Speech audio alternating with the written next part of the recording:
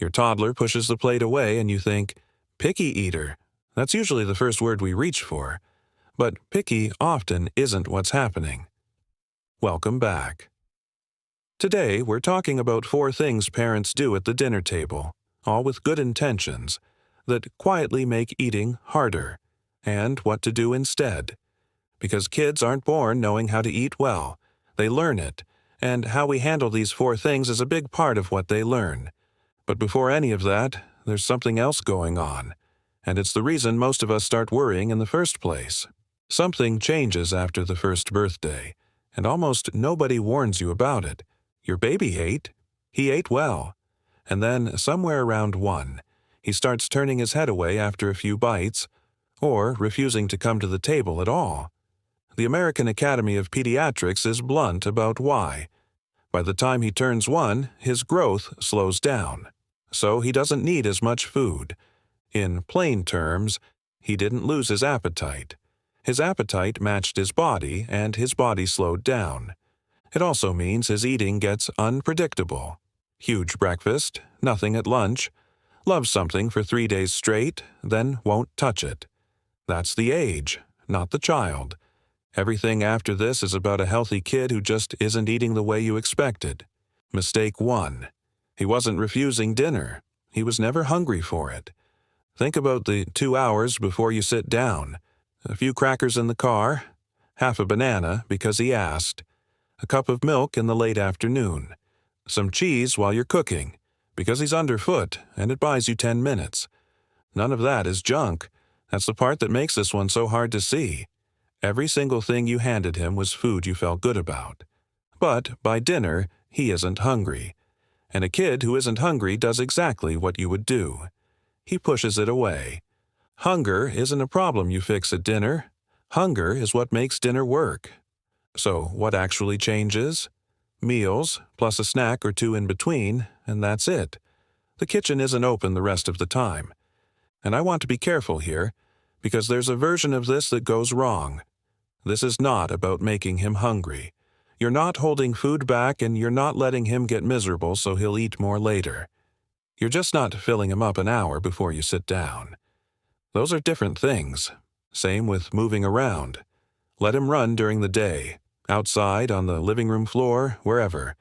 Not to burn something off so he'll eat, just because a kid who's been sitting still all afternoon usually isn't hungry at dinner either. Mistake 2. We take over too early. He's still learning how to eat. That's the real job in front of him, and it's slow. He drops more than he gets in. There's rice in his hair, and we've got somewhere to be. The food is going cold, and watching him move a single grain of rice toward his mouth is more patience than most of us have at 6 in the evening. So we pick up the spoon. Here, let me. It's faster that way. Every parent does this. I do it too. But when he's grabbing food with his hands, he isn't only eating. Those fingers are practicing. Picking up something small and soft and getting it to his mouth is real work for a hand that new. Take it over, and he does less of it. Then there's a second thing, and this is the part that surprised me. Somebody ran an experiment on exactly this. Same children, same food, 2 different meals. In one, an adult kept encouraging them, "Come on, finish it up." In the other, nobody said anything at all.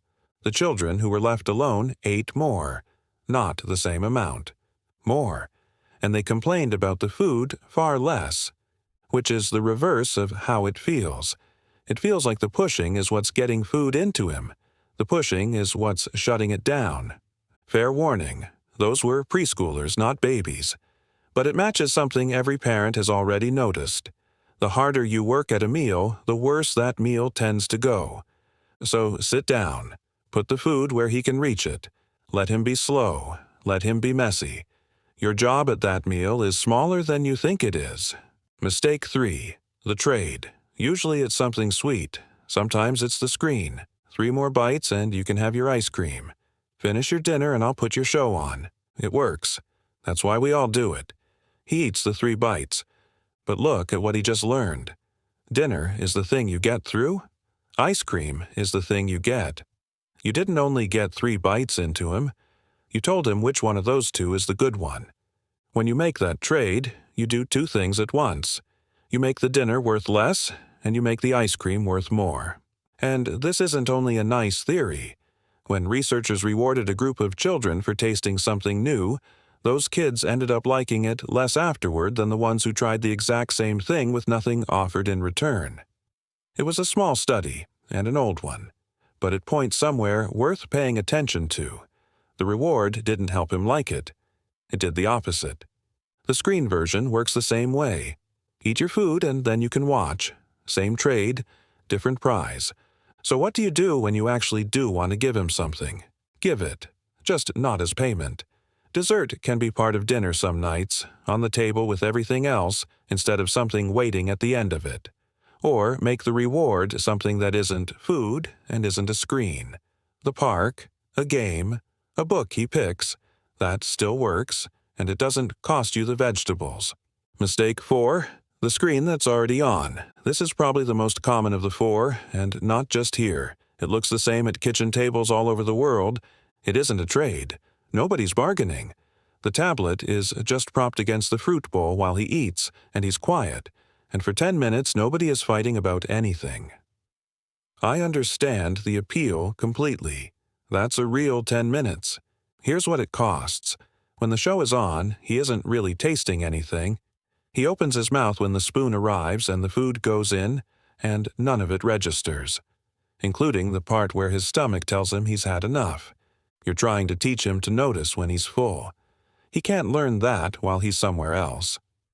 This is also the one where you'll see a change fastest, and the change looks like things getting worse. Turn it off, and the first few dinners will be harder.